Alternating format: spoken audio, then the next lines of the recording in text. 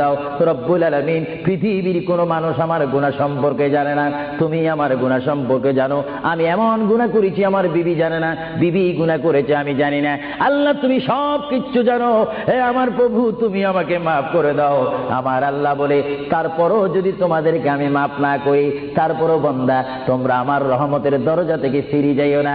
আমি তোমাদেরকে হুকুম দিচ্ছি, ওয়ালাউ আন্নাহুম ইয যালামু আনফুসাহুম জাউকা, বান্দারে যদি গুনাহ করে ফেলো আমার রহমত থেকে মুখ ফিরিয়ে তুমি চলে যাইও না।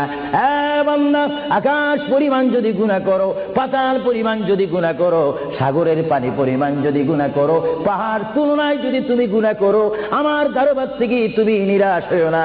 বান্দা, আমি তোমাকে একটি রাস্তা পাঠাই দিচ্ছি, একটি পথ তোমাকে আমি দেখাই দিচ্ছি। সেই পথটি কোন পথ তোমরা জানো? ওয়ালাউ আন্নাহুম ইয যালামু আনফুসাহুম জাউকা, বান্দারে যখন তোমরা বরবাদ হয়ে যাবে তখন তোমাদেরকে একটা পথ আমি তোমাদেরকে দেখাই দিলাম।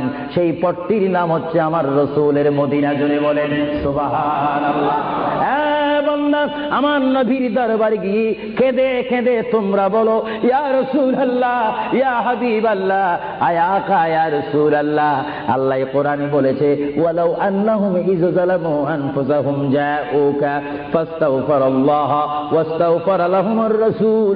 আল্লাহ বলেছে, হে বান্দা তোমরা ডানে না গিয়ে, বামে না গিয়ে, পিছে না গিয়ে তোমরা সরাসরি আমার নবীর কদমে চলে যাও। আমার নবীর কদমে গিয়ে আমি আল্লাহর দরবারে তোমরা তওবা করো।